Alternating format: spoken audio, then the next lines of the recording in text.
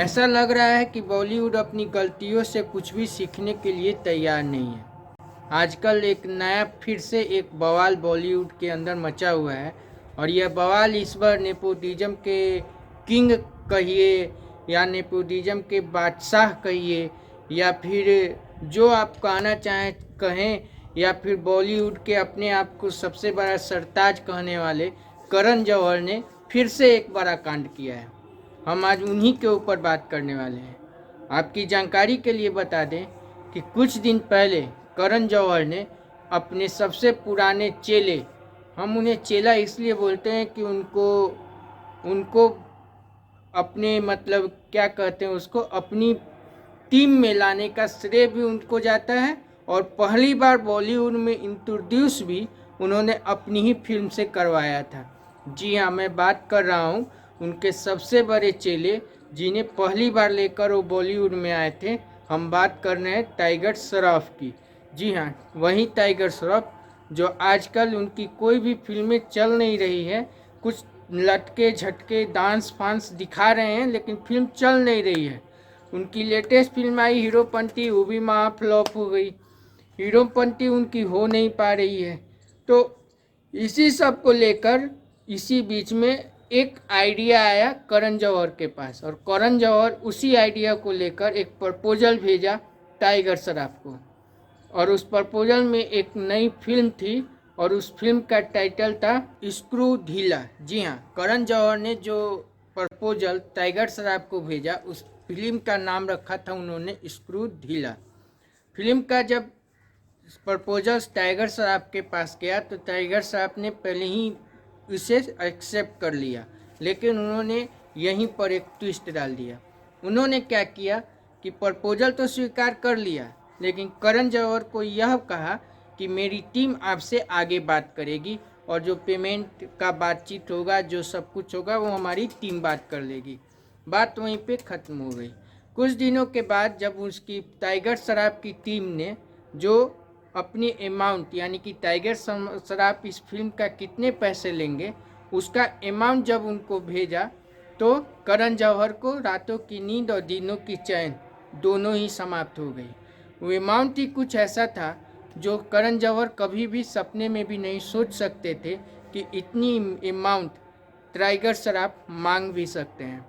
आपकी जानकारी के लिए बता दें कि टाइगर श्रॉफ को लेकर करण जौहर के दिमाग में यह बात थी कि मैंने इसे अप्रोच किया है, मैंने इसे लॉन्च किया है, मैंने इस पर इन्वेस्ट किया है, तो यह हमारे साथ खड़ा होगा और हमें सब कुछ देगा। और एक बात और है कि करण जौहर की आजकल की जो अभी उनकी जो ब्रह्मास्त्र आई थी उसके लेकर वो खूब बोल रहे हैं मीडिया में कि हमें इतना मिला, हमें इतना मिला, फिल्म ये हुई, फिल्म फलाना हो गया, फिल्म चिल्लाना हो गया, फिल्म सुपर डुपर हिट कर गया। लेकिन कुल मिलाकर देखा जाए तो बॉलीवुड की स्थिति आज के डेट में खस्ता से खस्ता हालत में है। बॉलीवुड अभी तक संभली नहीं है और ऊपर से फिल्मों की जिस तरीके से हिंदुस्तान की आवाम ने बॉयकॉट किया है बॉलीवुड फिल्मों का, उससे भी फिल्म का यानी कि बॉलीवुड फिल्मों का बेड़ा गर्क हुआ है। प्रोड्यूसर डायरेक्टर से लेके पूरे जो बड़े बड़े जो एक्टर एक्ट्रेस हैं उन सब की पूरी ऑर्केस्ट्रा निकली हुई है। और साथ ही साथ करण जौहर की फिल्में तो अभी बनानी ही पड़ेगी क्योंकि उन्हें भी तो जितने कर्जा वर्जे लिए होंगे वो सभी चुकाना है। तो कुल मिलाकर देखा जाए तो करण जौहर के दिमाग में यही था कि फिल्म को 50 से 60 करोड़ में बना दिया जाएगा और कुछ पैसे आ जाएंगे और अच्छे खासी इससे इनकम आ जाएगी। और जिस तरह से फिल्म का नाम रखा गया स्क्रू ढीला, ऐसा लग रहा है कि बॉलीवुड वालों को अब कुछ दिनों में फिल्मों के नामों भी नहीं मिलने वाले हैं और उनके नामों का भी गुमनामी में जाने वाले हैं, क्योंकि ऐसे फालतू और उटपटांग नाम फिल्मों के रख रहे हैं। अब लोग आएंगे कि नहीं आएंगे ये तो बात की बात है। बॉलीवुड वालों की ऐसी भी हालत खस्ता है ही, जैसे मैंने बताया। ऊपर से साउथ की फिल्में इतनी अच्छी आ रही है कि बॉलीवुड की आवाम बॉलीवुड की फिल्में छोड़ के साउथ की फिल्में देखना पसंद कर रहे हैं।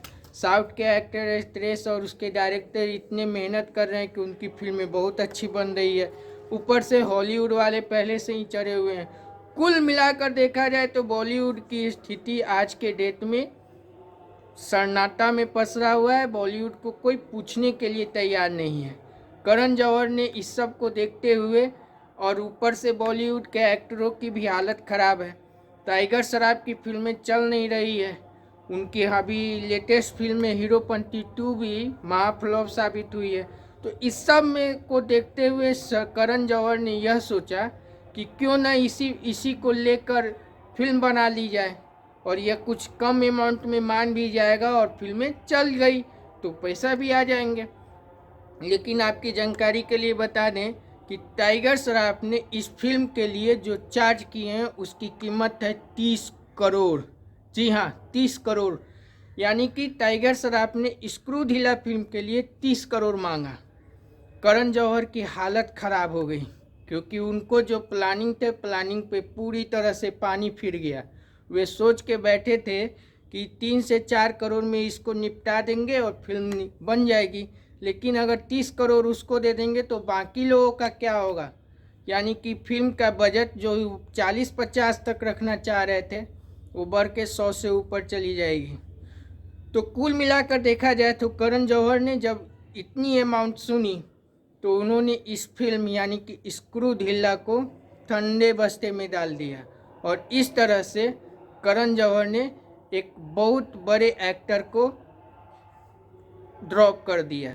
यानी कि फिल्म को भी बंद कर दिया, एक्टर को भी ड्रॉप कर दिया और उनके यानी कि करण जौहर के बड़े शिकार टाइगर श्रॉफ भी बन गए। कुल मिलाकर देखा जाए तो इससे क्या सीख मिली, तो करण जौहर को तो ये नहीं पता चला। करण जौहर कुछ और प्लानिंग में थे, लेकिन उन्हें शायद ये समझ में नहीं आया कि एक बहुत पुरानी कहावत है कि गुरु गुरु रह गया, चेला चीनी हो गया। समझने वाली बात है कि अब चेला इतना अमाउंट मांग रहा है कि गुरु को उतना अमाउंट देने में भी हालत ख़राब हो रही है। यानी कि सब कुछ किए आपने, लेकिन अब चेला को आप ही से उतना से पैसे चाहिए जो और सब फिल्मों के लिए लगभग ले लेता है। और सभी फिल्में और सभी प्रोड्यूसर उसको उतने अमाउंट दे रहे हैं, तभी तो वो आपसे मांग रहा है। तो इस तरीके से देखा जाए तो करण जौहर ने बॉलीवुड में फिर से बवाल कर दिया। और ये बवाल इसलिए है कि एक बड़े एक्टर को उन्होंने ड्रॉप कर दिया, फिल्म को भी बंद कर दिया और एक्टर को भी ड्रॉप कर दिया। और इस तरह से करण जौहर का शिकार लेटेस्ट तौर पे टाइगर श्रॉफ हो गए हैं। अब देखना आगे दिलचस्प होगा कि बॉलीवुड इन सभी झटकों से कैसे निपटता है और कैसे निकलता है। और सबसे बड़ा प्रश्न, क्या बॉलीवुड की फिल्में आवाम देखेगी? हम इन सभी खबरों पर नज़र बनाए हुए हैं। अगर आपको हमारा ये कंटेंट पसंद आया हो तो इसे लाइक कीजिए, कमेंट कीजिए और हमारे चैनल न्यूज़ 24 बाइट को ज़रूर सब्सक्राइब कर लें। और भी बहुत सारे खबरें लेकर हम आ रहे हैं। तब तक के लिए मुझे यानी संजीव सुमन को आज्ञा दीजिए। नमस्कार।